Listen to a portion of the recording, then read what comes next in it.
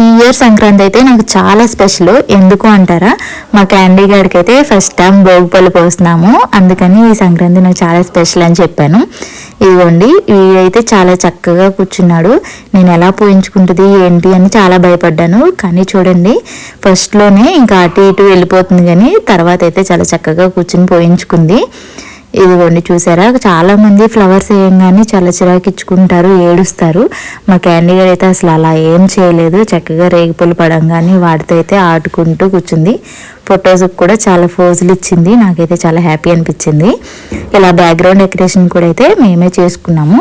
A4 sheets 2 kites తెప్పించాను. A4 షీట్స్తోనేమో ఇలా kites లాగా చిన్న చిన్న కైట్స్ అయితే చేసి ఇలా స్టిక్ చేసేసాను. ఎన్నో క్లాత్ కట్టేసి దానికైతే స్టిక్ చేసి, అలాగే చెరుగళ్ళు కూడా 2 తెప్పించి అటు ఇటు పెట్టాను. చాలా సింపుల్గా అయిపోయింది, అలాగే చూడడానికి కూడా చాలా బాగుంది. ఇంకోండి వాళ్ళ అక్క అయితే భోగిపళ్ళు పోస్తుంది. ఇద్దరు అయితే నాకు చాలా చక్కగా అనిపించారు చూడడానికి. అలాగే ఫొటోస్ చూసారా ఎంత బాగా ఫోటోలు ఇచ్చిందో. ఇవైతే నేను రిటర్న్ గిఫ్ట్ కూడా ప్లాన్ చేశాను కిడ్స్కి.